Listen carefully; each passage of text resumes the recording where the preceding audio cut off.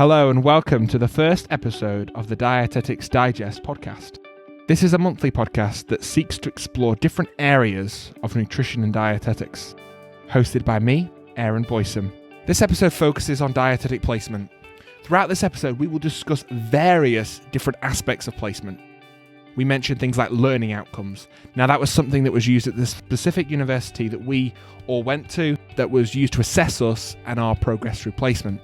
Finally, one more point before we get into the episode. It's important to remember that the ideas and experiences discussed in this episode are that your experiences may vary. However, we seek to provide an honest discussion of our own personal experiences so that listeners can benefit from it and help them to prepare more effectively for their placement. So without further ado, let's get into the episode.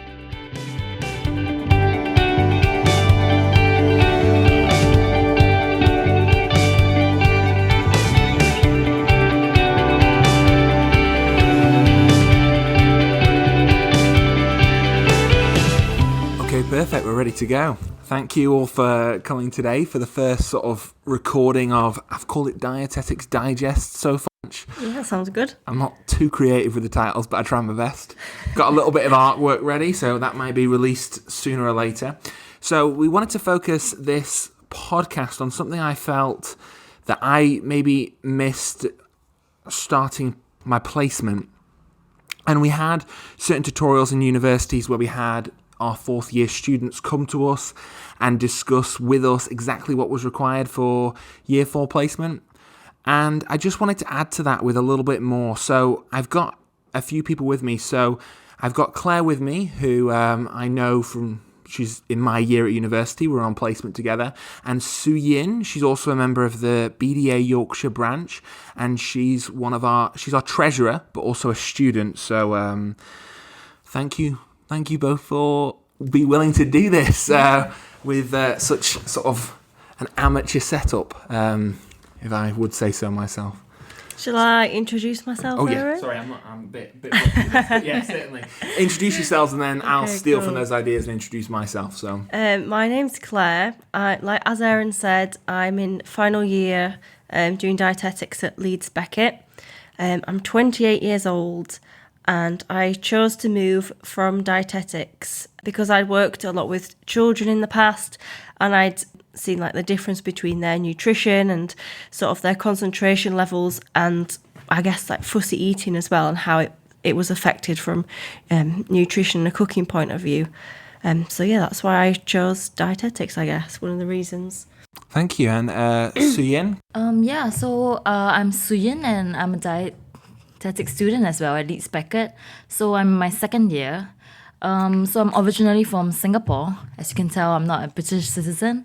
And yeah, I just had a background in finance in Singapore and I just decided to do a bit of a career change from finance because I have a previous degree in accounting and just to change and move over to the UK to study dietetics. Thank you. Thank you very much for introducing yourself. And my name's Aaron Boyson. I am in the 4th year as well.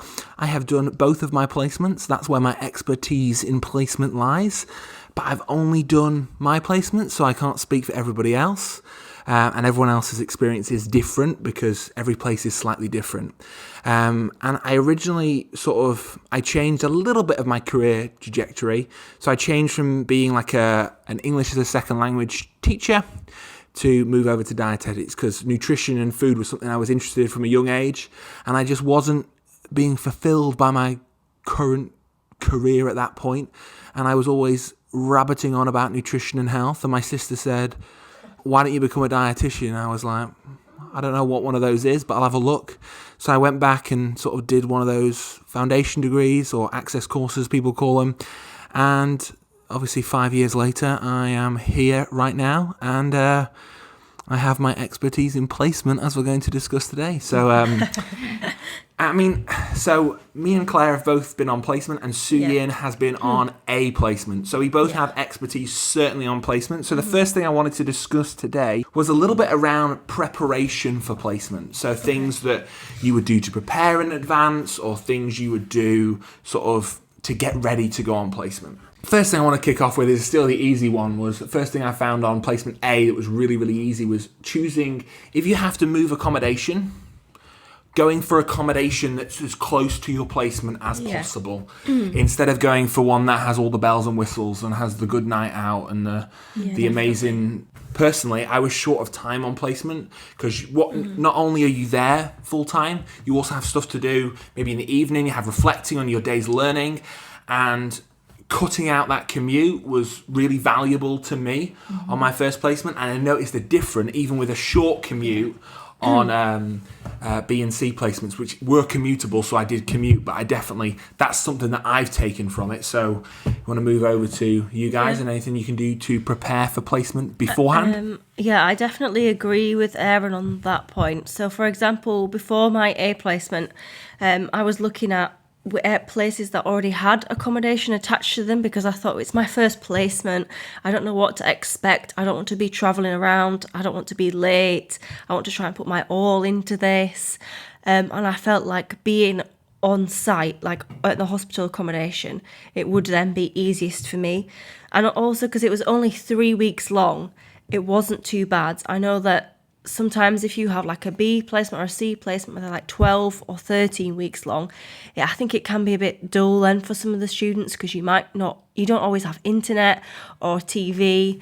So I chose that for my A placement because I thought it would get me sort of like a good head start, I guess. And then it gave me sort of ideas of how I would then want, like where I would want to live for my B and my C placements. So then for my B placement, I made sure, as Aaron said, that I was in walking distance from the hospital and that I could easily travel in between the two.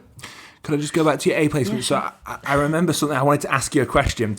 So I remember in A placement, you were actually bunking, so I don't know how you say it, had roommates or rooms next to another dietetic student. Yeah. Did you find that beneficial, or did you? This is the thing I've always wondered. Was it beneficial of the camaraderie? You going through the same thing, or was it literally like a distraction? No, I've always been on placement with someone. So on my A placement, I was with a close friend of mine, and then on B placement and on C placement as well. And I felt like it was really good because sometimes it's very emotional, the whole placement experience, and stressful. And if you can offload that to someone, but it's just nice sometimes to feel that you're not the only one that's feeling sort of stressed or under pressure. And I know that if you can still talk to people, obviously, over WhatsApp and things, but if they're like living with you or if they're on the same placement as you, I think it's a really good support network from my experience anyway. And you build that bond with the other person. I know the people I've been on placement with, you build that sort of really tight-knit bond. And you're like, because you've been through something together. Because it is difficult, but it is great as well. You do learn a lot. And while you're learning a lot, you also fail a lot. I think the negative is just when you're comparing yourself against someone else. I think that's when it falls into sort of pitfalls. But I think there is a definite benefit to that. Yeah, that's good advice actually. Just because placement A for me, I just chose the closest place, so I had, and for me it was just walking to the hospital. But placement A isn't too bad. I feel like in terms of the workload, it's not as bad as what it will be for placement B or placement C. But I've never really considered like living with another dietetic student. I mean, that's a really good idea, I think. Like just so that you don't feel as lonely and you are able to like bounce like ideas and questions with each other. So that would be something I would consider maybe for placement C. But for placement B, for now, I've just decided to commute. Thank you for sharing your inputs. I think that's really valuable as someone preparing for placement might want to know and things like that. So now I wanted to move over to a little bit about sort of, we're going to shift gears a little bit. Su Yin's going to sort of take the role as interviewer, and me and Claire are going to be taking the role as interviewee. So obviously Su Yin's going on placement pretty soon, in a couple of days, is it, Su Yin? Yeah, so it starts next week. Next week. So from when you hear this, she's probably already there. Getting stuff done. We're working hard, because if anything I know about Su Yin already, she is a hard worker. So the dietetic department that's getting her is they're going to be lucky people. Lucky people. You've got an easy job on your hands. I hope so. Okay, so I remember. So I'm going to start this off with a little bit of a sort of a introduction to how I was feeling before placement B. And I remember having a lecture with one of our lecturers, and I was asking, I think everyone was on the same page, and they were just mortified because they were like, what if I do something wrong? What if I say something wrong? What if I don't know if I can remember everything I've done for the exams. I don't know if I can do everything correctly. I don't know if I don't remember this specific condition anymore. It's been so long. How did you feel, Claire? Yeah, I was, like Erin said, I was really scared. I was really worried that when I get to placement, they'd expect me to do things like full feeding regimes. They'd expect me to know like the dietetics manual, like straight out of my head. So I was really worried that I wasn't going to be up to scratch with like their knowledge and their expectations. But actually, when I started placement, that was completely opposite of what I was actually my thoughts were, which was really reassuring. And for me, I didn't really feel like that throughout my placement. I felt they were really supportive all the time, and it was a really stepped approach into going onto placement as well. Yeah, that's good to know actually, just because, I mean, like you've mentioned, Evan, like everything that you said, I'm just worried about it. I feel like in our studies, applied clinical dietetics, we learn a lot about clinical conditions, and there's just so much like liver disease, kidney disease, and it's just like, I'm not going to be able to remember everything when I get into placement. And it's just about putting theoretical knowledge into practice, and it's just going to be quite difficult, and I'm quite anxious about that. And you know. That everyone feels sort of that way, and everyone's not. Sometimes I feel like, I don't know whether I get the same reception, but possibly the online conversation among student dietitians, if you're watching it, everyone's quite positive. Everyone's like, I'm so pumped about placement. Yeah. And you're there in the background going, I'm actually really terrified. Like, I don't know if I'm going to do it well. And I think understanding that a lot of people do feel the same way is important. I think from my own experience, when I first arrived on placement, obviously in the weeks before, I was like, okay, I've got to look at the pocket guide to the clinical nutrition, the Penge booklet. I was looking through it, practicing the equations, got a few case studies ready. Yeah. And the first week they go, okay, you're in pediatrics, so you need to get rid of those Henry equations out of your head, those stress factors. We've got this other book that has all the child things in, and children are completely different than adults in various different ways. And I was like, oh, okay.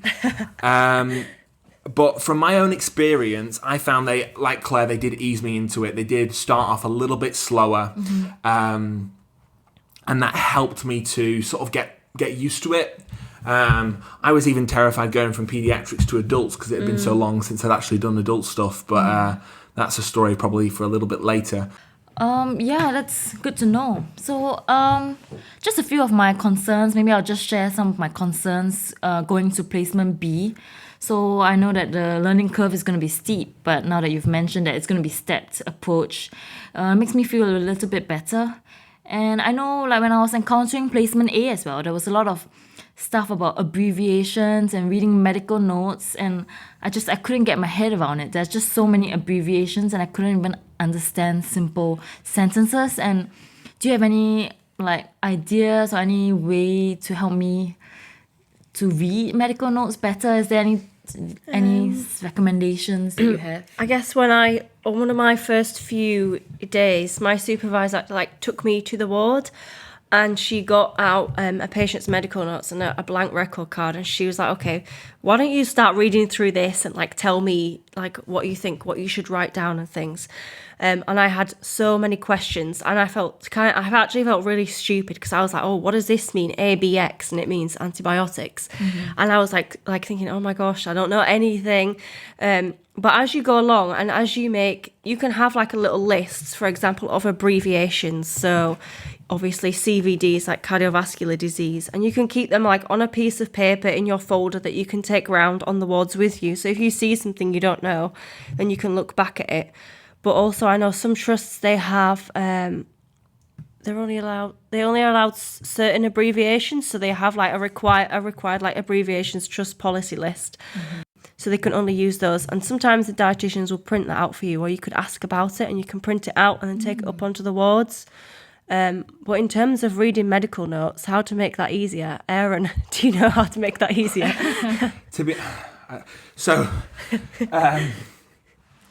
Short answer, no.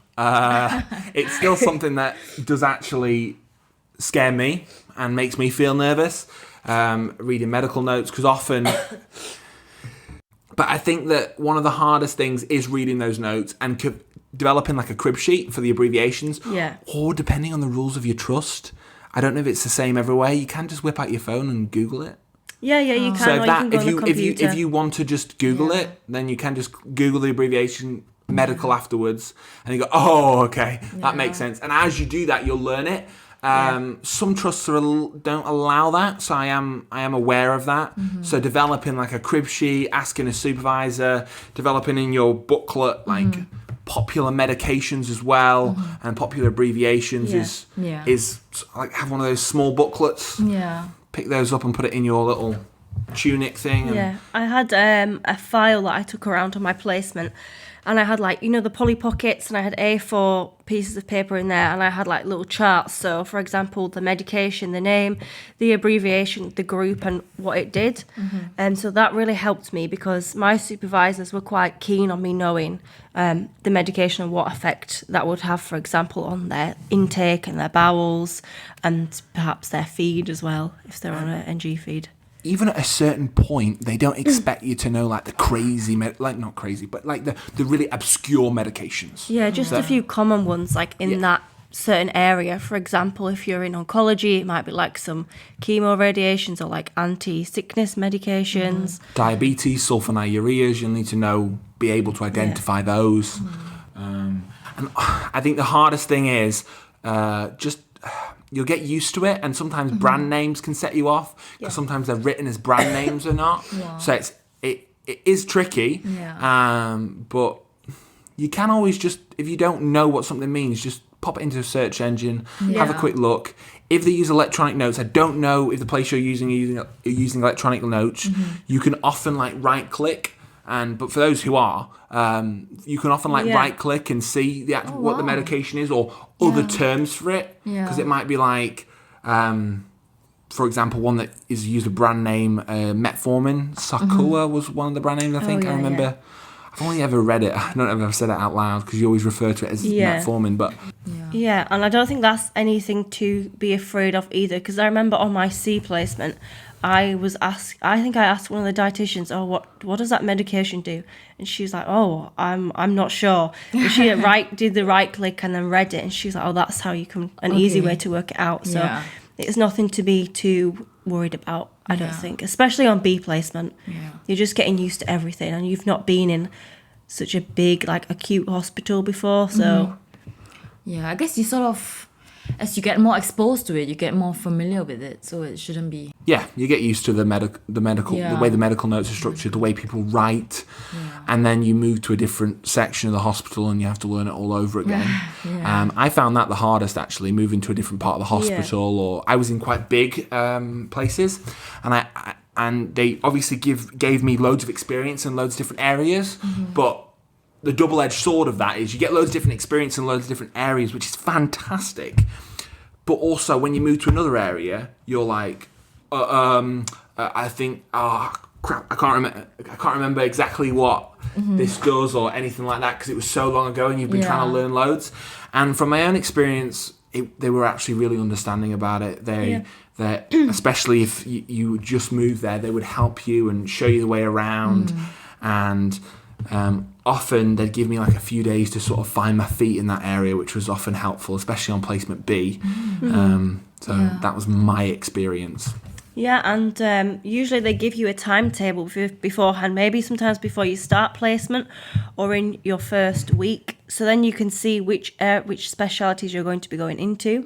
So maybe like the weekend before, what I would do is then I would prep for that like speciality for the week.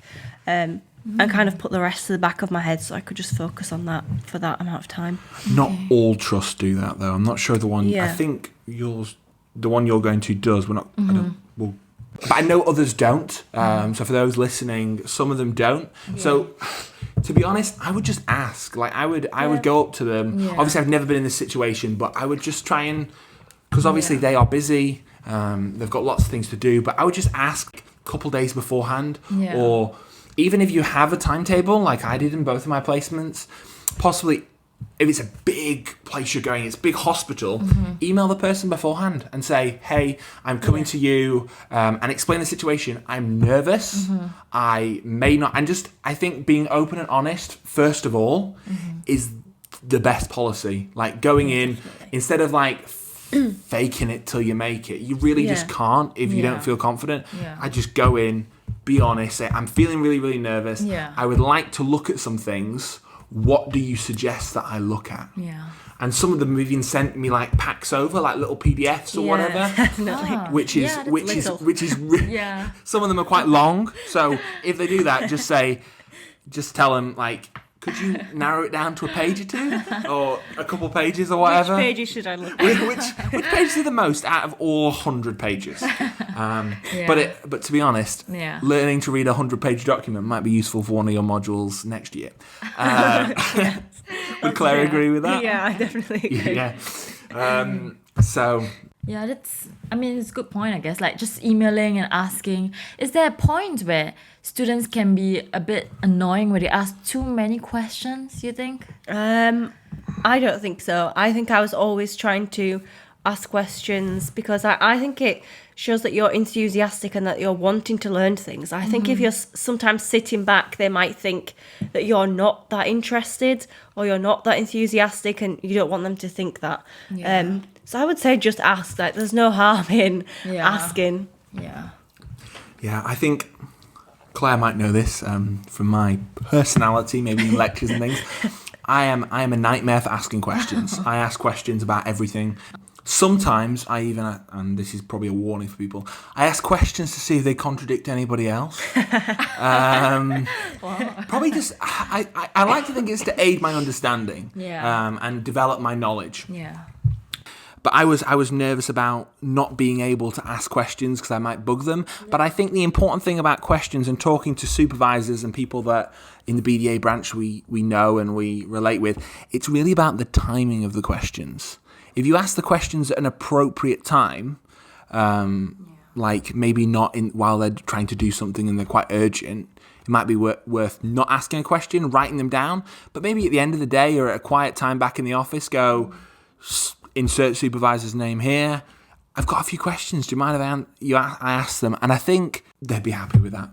Yeah, definitely. And I think if you're, for example, on a ward and it's quite busy and you're thinking, oh, I don't understand this, you could always say to them on the ward, oh, would you mind if I ask you a few questions about this like later or when we get back to the office? And they'll be more than happy to help you, I think. They should be anyway. That was my experience. So yeah, mine too. Sounds good. Yeah. So another concern I have, I suppose, is just about meeting patients who are quite complex. Because I remember when I was in placement A, there was a patient who had undergone like amputations, and it was really like complex patient with a lot of issues, and I'm just afraid of meeting this kind of patients, and like I don't know if I'm gonna be confused and lost. And so Suyin, they expect you to do everything all by yourself, especially on the complex patients. That's what they expect from you. Obviously I'm being sarcastic there for anyone who's not realised. It's important, I think, from my own experience, they don't expect you to do everything. They understand the limitations of your practice. And I think that's also something that I learned from placement.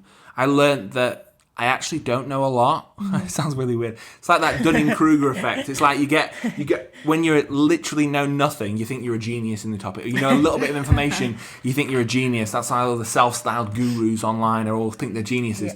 And then you go down, you go down on the graph. People that can Google this, it's called the Dunning-Kruger effect. You go down and you actually think, as you learn more, I know absolutely nothing, because you learn how much you actually don't know. And I think that's sort of what I'm sort of in that dip that I was on placement. You sort of realise how much there is really to learn, how much there really is to know.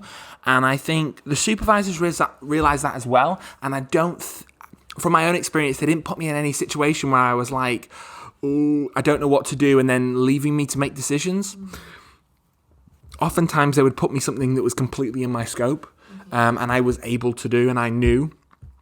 They might let me see how they would handle it or talk through a complex patient with me, like support me through that. But I didn't feel like I was it was all up to me, or this patient's care hung in my balance, anything like that. What about Claire? What was your sort of experience in that I area? agree with that, Aaron. So I was just thinking that I can remember a time I had the first time had to tell someone that they might need an NG feed. I was really nervous about that because that patient was they weren't happy. They're in a hospital. They're really unwell. And it was the first time, and it's obviously a sensitive subject, and I was really worried about it. And I said to my supervisor, I'm not too sure about this. I don't really know what to say. Can you help me? And she was kind of explaining to me what I should say, etc., etc. But because I didn't feel comfortable, I said, would I be able to do this like next time someone needs an NG feed? And she said, yeah, that's fine. You can just observe me and then next time we'll try it again. So I think, again, going back to the being honest and open policy. How do you feel about NG feeds now, Claire? Are you scared about doing them? No, I really like NG feeds now. Yeah. That was a planted question because I knew she liked to calculate those requirements. Wow, yeah, NG feeds scare me a bit. I've done like a feeding regimen as part of one of my modules, and it just seems so intimidating and so complex. I mean, I think that module is not completely realistic of what it's like on the wards, because every dietitian, every supervisor has their sort of own way of doing things, and every hospital does as well. So what you learn here at university doesn't exactly mirror what you do on placement necessarily. Because every place has different protocols, different things in place. Even one placement doesn't exactly mirror another placement because they have different things in place. They might have a different company providing their feeds for them. Understanding that everywhere is slightly different also is helpful as well in that respect. So there's not one right way to do it. And I think they tell you that in university, but it's really hard to get it. Like you're like, but what's the right answer? You go, what would you do? And you sort of think there is one right answer, but there is so many ways that you can do something, and there's justification for those, and it is about justifying it. And top tips. Top tips. You should call this episode "Top Tips of Placement" or placement.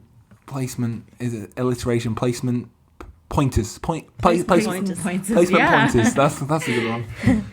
did you ever get to do one-to-one consultations like with patients at placement B, or was it not? It depends on your trust. I did. I'm not sure, Aaron, did you? One-to-one. What Like just you and the patient without any supervisor? So my experience on my placement was I never was. No, not really. My supervisor was always there. And as I went through both B and C placements, they took different levels of role. Like they might take a more... Even on B, sometimes I could do the consultation myself. And they just sat back and we reflected afterwards and we talked about where I was maybe could improve or what I could improve on. Okay. And yeah, so no, that wasn't my experience. But, sorry. So yes, so I was always supervised, but I could do the whole consultation by myself. So it was almost like I was there with the patient, but they were observing me. And to be honest, I preferred that because what if I hit the consultation out the bag and it was amazing, it's the best thing in the world, and no one's there to see it, and I couldn't do an ICAT or a reflection on it because I want all the recognition for my hard work, so I want someone there to see my amazing work. So possibly that was my experience. So how about you, Claire? On B placement, when I did that, first of all, it started off with me. Obviously, this is not in the first few weeks. This is quite late on in B placement. I would go in and see a patient, and the dietitian, she might be seeing a different patient or writing up the notes. So I would gather like all the information, what they've been eating in the day, if there are any supplements, all the different bits and bobs like that. And then I would say to the patient, I'm just going to discuss with my supervisor a plan. Then I would go out of the room, ask my supervisor any questions that I had, and then we would either go in together to discuss the plan, or I could go in by myself. And then a few weeks after that, then I would call her on the phone, so I'd be on the ward by myself, and then I'd call her on the phone, ask her any questions, and then in my last few weeks, I was able to do it by myself.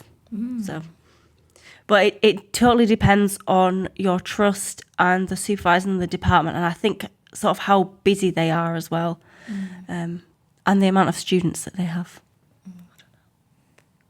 I'm just thinking, like, what if you give wrong advice to a patient? Like, I don't know. I'm not sure what kind of scenario that would be, but I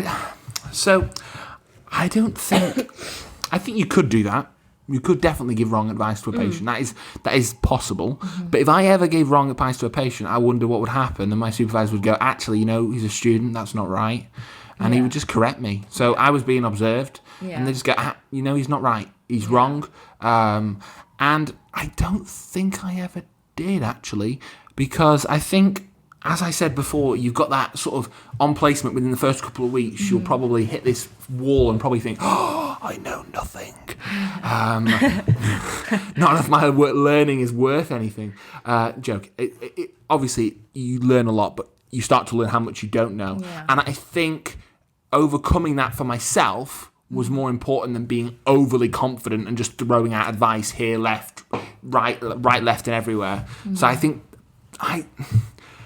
I don't think that would be too much of an issue. I was scared about it as well, but because of those protections in place and because you have actually learned quite a lot, even though you may not think you've learned quite a lot, because there is so much more to learn. yeah. That's my perspective. Yeah, I guess it's a situation that could be possible, but I think there's a lot of things in place to stop that from happening. So, for example, before you go and see a patient, even if you were going by yourself, you would still ask any questions. You would hand over to the supervisor, ask them any questions, and they usually ask you, what advice do you want to give, or what is your plan, do you think at this moment going to be?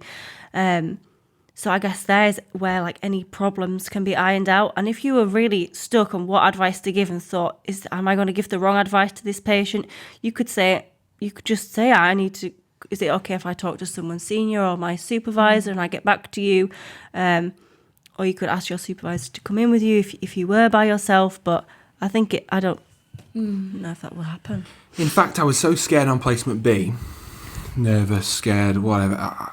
Semantics, really. I could say scared. I don't think I was shaking in my boots, but I was just nervous. I actually said, to be honest, I never actually gave advice without discussing it with my supervisor first. I always said to the patient, I said, I'm a student. Obviously, thank you for sharing everything. I'd done data collection, so I'd collected all the information about what's been happening, how they've been doing, all that kind of stuff. Then I went away and actually talked with my supervisor about the plan, and especially near the end, I knew what to do. I knew exactly what place we were going to go, and I think in the end my supervisor goes, you actually didn't need to discuss this with me, but I was still nervous, so they still gave me that opportunity, and it was just then to go, that's right, and it just filled me with sort of a bit of reassurance, and I could take that into my placement C experience. And it was, I could build on that, and I could build up that confidence. I hope that's answered your question. Yeah, it's really good. Yeah, it's good to hear perspectives from people who have undergone that. And obviously they are perspective. It's not like gospel and this is what every trust will do and your experience will be exactly the same as ours. Yeah. But I think gathering on other people's experiences before you go and do something is valuable. Yeah.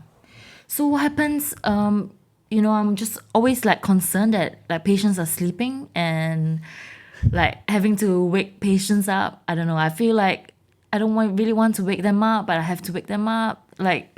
Is it an issue? I know it's a minor issue, but I don't know. I'm a bit concerned about that. Can I ask you a question? What did your supervisor on placement A do? He mentioned that sometimes, if it's necessary, he will wake them up, but if it's not, he'll try not to wake them up. So, yeah. So I think that's probably what I would say my experience was. If it is necessary, you might have to wake them up, and I was always a bit nervous about that. Yeah, I don't know. I feel nervous waking people up. It's bothering them, and what if they get mad at me for waking them up from their nap? Yeah, sometimes if it wasn't too urgent, I would just sort of go see another patient on the same ward or while they were sleeping and then come back later. But I think it is one of those things you might have to just I think you get used to it as well. Yeah. Like when you first start B placement, you're so scared to even like say hello to a patient or introduce yourself that by the time that you finish your placement, it's so natural. Because I think at the start you think, oh, they're going to think I'm a student. They might think I'm not good enough, blah, blah, blah. And you're really self-conscious and nervous. But I think as you get used to it and you see patients in a lot of, I guess it becomes easier really and a bit more part of normal like hospital life. My experience is the majority of patients are really nice and lovely, and even the ones that possibly get angry, they're not really angry at you. They're obviously going through a lot of stress and a lot of things are happening at that current period of time, and they're sometimes in a bit of pain. So it's important to also remember that often it's not, even if they do get angry at you, which actually never happened to me. It's important to understand that why they're getting angry might be also other reasons as well. But just be as respectful as possible. Don't shout at them, or just try and wake them up as gently as. So that I think that is a good question. I think really important question.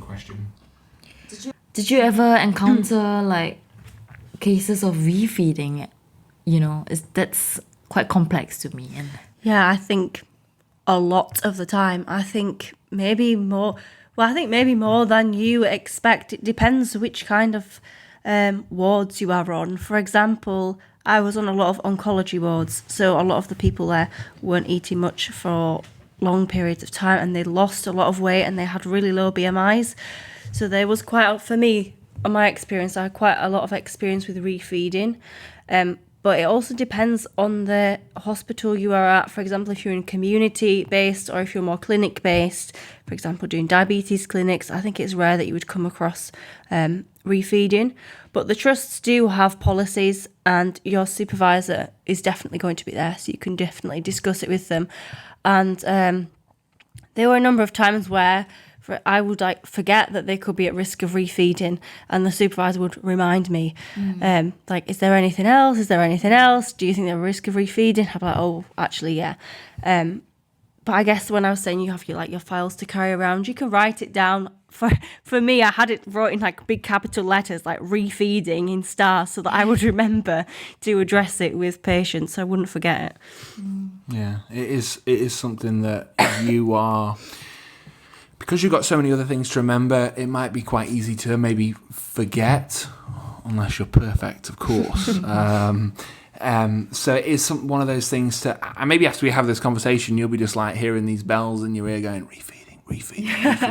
You'll be hearing it. Idea. Just like this. And it's probably a good idea, but I think it is something that you will learn to notice and you will need to notice. So that's a really, so you do see cases of it, or people that are at risk of it, and you mitigate those risks by implementing the appropriate strategy. That's good. One more question, I think. So did you ever get the chance to participate in like MDT meetings, and did you have to, voice out any opinions or any thoughts? Or? I did actually. Oh. And do you know what? Interesting. It was, I want to explain the scene because I think it really does help. I want to try and be as detail rich but as information poor as possible. So it's on a ward. It's really serious. Mysterious ward. Obviously, the location is hidden. Ward. Anonymous ward. Okay, so it's hidden, and there's a really serious surgeon, and they're quite stern and quite probably you describe them as intimidating. And I was in the first couple of weeks, and he asked a question that was nutrition related in this sort of meeting that they were having. And my supervisor, sounds scary, Aaron. My supervisor looked over at me, and she was just outside, so she could hear what was going on. And she sort of nodded at me because she knew that I knew the answer, but I was obviously we've already established I was scared of everything. I was scared to give the answer. She nodded at me, and I understood that to mean go say it, and I just said the information that was needed, and he goes good, and he obviously didn't flinch, but for me that was something for me to reflect, and it was an achievement for myself because I felt quite chuffed with myself. But there is opportunities like that, and you can I think looking to seize those opportunities, I think it's a learning outcome as well. Yeah, I think it was learning outcome 6. So, I think planning for those things and inputting them into MDT is useful. It can be quite nerve-wracking, but remember that you know more about nutrition than the other people in that MDT, apart from maybe your supervisor and a few others that are there. So remember, you still have gone through quite a lot of training and quite a lot of experience. So you're able to give them something. They're obviously more knowledgeable than you in other areas, but you can still give them information. So I think understanding your scope of practice is important, not in a limiting sense, but in like an empowering sense to actually you can offer help to them because they're actually asking. They need that help. It's not something that you're just being a nuisance by. To give the best care, they need your expertise.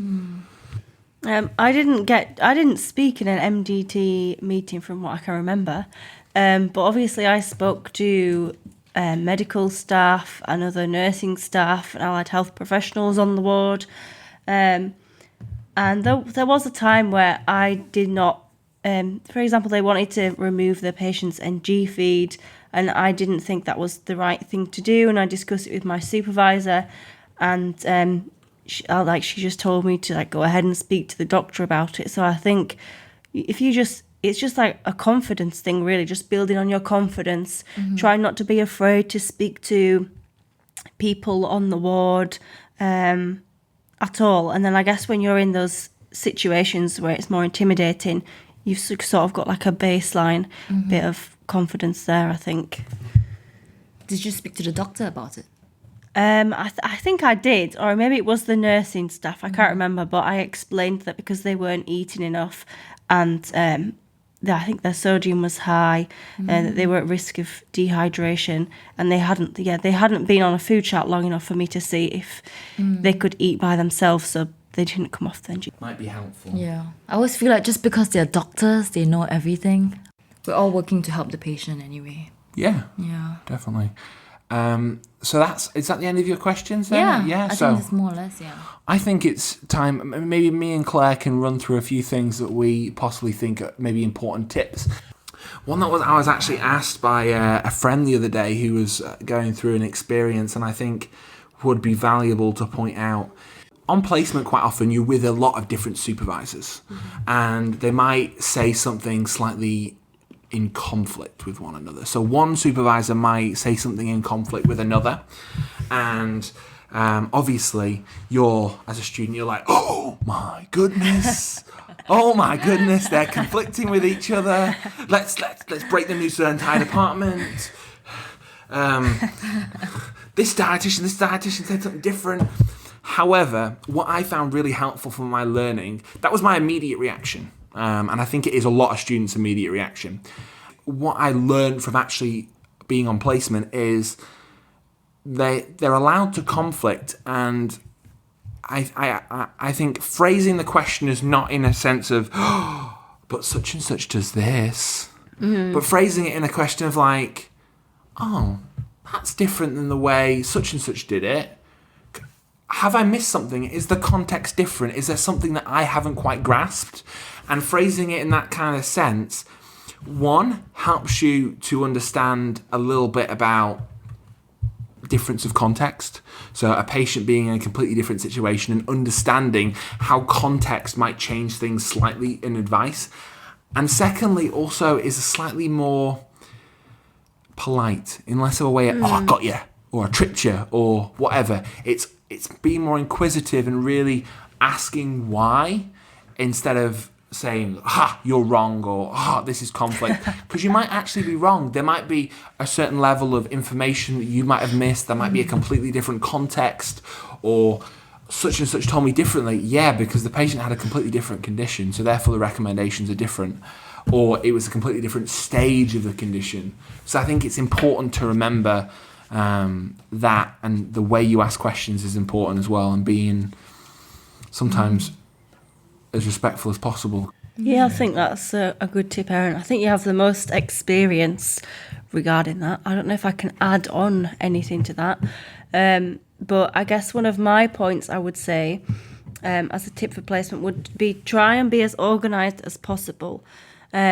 So on my C placement, there was a period about 3 weeks where we just had clinics, and I didn't have a car, so I was relying on public transport. So I had to plan out my routes to make sure that I was on time for the clinics, that I left the clinics at the right time. And I think for me, that was a key thing for placement, and not being stressed out, because the last thing you want to do is be rushing around worrying which bus to get or if you're lost. And I think just planning those things really helps preventing extra stress. Yeah, Google Maps is a heaven sent. Other mapping software is available. Were you ever late for any clinics? I'm never really late because I'm just obsessed with being on time. So I'm hardly late. That's good. Yeah. I think I have been late. And my own experience was follow the policy of the trust. That was basically it. Like, because the thing is, what can you do? Like, while I was on placement, we had winter months and it was snowing, and that affected transportation into university. A lot of people, not university, into placement. A lot of people didn't come in, and just making sure. One of the times I was calling up, and obviously no one was in the office because the snow was so bad. So I was calling like different dietitians around the office. And I was like, in the back of my head, I was like, at least they know if I leave a message on everyone's answer machine. I tried to contact them. So that's better than doing nothing. It's better than doing nothing. I definitely think they appreciate that. I definitely think, instead of just turning up and say, I tried to call one dietitian, and then it failing, try to call, try your best, try the best possible way you can do, and contact them as early as possible, saying, I actually might be late because of this reason or this reason, and just calling them and getting their number beforehand in case something like that happens. I was going to say, I guess another tip I was thinking about is when you're on placement, as Erin said, you're there until about 4:30 or 5 o'clock, and then when you go home, you've got extra work to do. It's 9 outcomes, and we have different pieces of evidence in each one. So, for example, learning outcome 1, there might be 5 mini outcomes within that, and you might have to either get one piece of evidence for each of those mini ones or multiple ones. So I think what I did on my C placement was I had a look at which areas on my timetable I would be able to use to meet those outcomes, if that makes any sense, so that I would be able to collect the evidence in a timely manner for my halfway meetings, my final meeting, so that you're not sort of scrabbling around in your final few weeks trying to piece bits of evidence together. What do you think from that, Erin? Yeah, I think that's planning out. That's a really good idea, and I didn't do that to a certain respect. And obviously, it is important to plan out where you can get certain piece of evidence, and I think I didn't do that until later weeks, to be honest, on C placement. And I think I did feel for a couple of weeks there was a mad rush. So I think that reducing stress would be to look at your timetable or look at what's going to happen in the future and plan out what sort of outcomes you can hit, what kind of situations you're going to get into that will allow you to achieve those outcomes. And you might not have specifics on your timetable. That's why doing it regularly, book like a little weekly planning session. And then a nightly planning session, like little. If you like that kind of stuff, you might be one of those people that at 9 o'clock I always do my nightly planning before I get ready for bed. Sit down for half an hour, plan out your trips for the next day. You could do something like that, or you could just do it at the end of the day in the office if you wanted to do it, get it done then. So it doesn't take much time to plan everything, It depends what you're doing, really. Yeah, I mean, I didn't do it on my B placement. I was just kind of collecting the evidence, I guess, where I worked. But on my C placement, it was kind of a step up in terms of evidence collection. So I was like, right, I need to be focused here. So I think I looked at all the outcomes until week 6, and then sort of wrote down which areas I could get things in. For example, communication, and you'll be able to get that in diabetes. So some you just can't get until you're in that setting. But I just looked at it step by step. So from example, between weeks 1 to 3, I thought, which ones can I get this week? Which ones can I get next week? And then I looked from week 3 to 6, and 6 to 9, and then 9 to 12. So I just kind of did it like that, really. Yeah, I think that is better than the way I did it, because I didn't do that. And the way I did it was I just attacked it and thought, what evidence can I get? And I wasn't thinking about it in the case of learning outcomes. I was thinking about what tools can I complete. So I did a consultation. I was like, oh, let's do an ICAP for that one. Let's do an ICAP for that one. Let's do a reflection for this. What happened in the end, from what I can remember, I got loads of pieces of evidence that I didn't quite need. So I did a lot of work that really wasn't needed. So I definitely think planning out would have helped me to eliminate that extra work that I had to do. Yeah, and I think in terms of we have to get so many different outcomes. I think if you have one piece of evidence, you want it to try and match a lot of different outcomes, more than one. Otherwise, you're just doing it for it's kind of pointless, really. There's no point in doing it if it's just for one, because you're going to end up with so much pieces of paper and so many pieces of evidence. It's just going to be too hard to track and for supervisors to sign off. You mentioned, like, before we started recording, about like a celiac consultation as well. Oh, yeah. Yeah. A quick tip for that one is, it's a plug for Celiac UK actually have like a resource of everything you should mention in a consultation with a new patient. Oh, do they? So they literally have a big list of everything. So that I found really useful to make sure I covered everything that I needed to do. And I obviously adapted it and added things to it and changed things and customized it myself. But it ensured that I gave the patient all the information that they needed in that first appointment, because there is a lot to cover. It's very much information delivery appointment. So Celiac UK do have that resource. And if I can get the podcasting sort of things right, I will put it in the show notes. It's helpful. I'll put a link in the show notes if I can find it again. Maybe just a quick question, like, so Claire, if you could have one tool on placement, okay, one thing you just sort of couldn't live without that you probably wouldn't have expected, what would it be? Suyin, I'll ask you that for A placement, and I'll ask it for myself. I'm just going back to the tables that I had in my Polly Pockets again with my medication, and also one of the dietitians, they printed out for me, it was all the different feeds they had. They had per 100 mils the amount of calories, protein, potassium and sodium, and it was per 500 mils, 1,000 and 1.5, and that really helped me, because then I'm not that confident with maths, so when I was doing my feeding regimes, and I could definitely check that everything that I put down was right, and that really helped me, I think. So in brief, it's cheat sheets basically. Yeah, a lot of cheat sheets. So yeah, you could spend your first couple in fact, on the first couple of weeks you might not get any evidence. So it might be worth, on the first couple of weeks, thinking about what sort of cheat sheets can I make? What do I need crib sheets for? Point. And then use your time outside of that to make those cheat sheets, because in later weeks, when you're trying to cut off minutes in your consultation, make them quicker, make yourself more efficient, those cheat sheets will come in handy.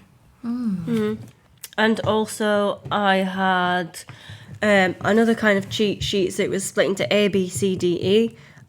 For people who don't know what it means. So A means anthropometry, B is biochemistry, C is clinical, D is dietary, and E is environment.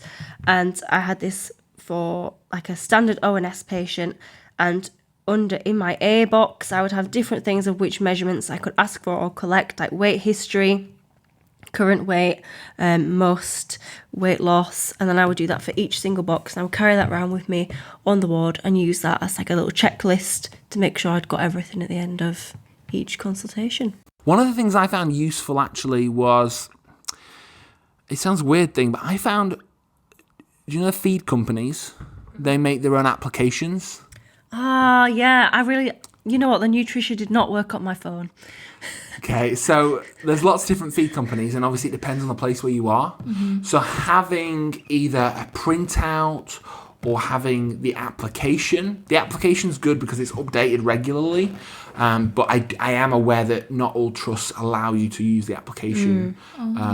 or your phone, printing off things like that, or having the application. And a lot of the applications have extra features like calculating really? requirements. Wow. And obviously things like that I found it quite helpful, especially for the feeds, and it can change and things like that, and pop in things like that, really quite useful. So they have applications, and they are available on iOS, and I think we've got an Android user over here. I'm not gonna disclose who that Google is, Play. but yeah. That's so they're helpful. They're available on Android, aren't they? Yeah, they are. So Just because there are so many different kinds of like feeds and stuff that you get confused, so it's really useful to have something like that. yeah, Yeah. I think another one might be just cancel all your plans. Yeah, that's actually true. Don't try and plan anything big during a placement period. Try to cut your workload down as much as possible. And to be honest, sometimes I really could do things that I didn't expect I was able to do. But other times I would have work to do that I didn't realise was as much work as I needed to do. So Is it a lot of work? Like, do you burn weekends and stuff preparing for placements? It depends. it depends. On the trust. Depends on the trust, depends on you, depends on Yeah. your confidence, depends on how much you want to wing it. How confident you are, how long it takes you to write. I think Yeah, everybody's different. everyone's I guess. different, Yeah, but everyone's it's intense. That's all I want to say. It's intense. One, because you're learning so much. Yeah. One, because you're also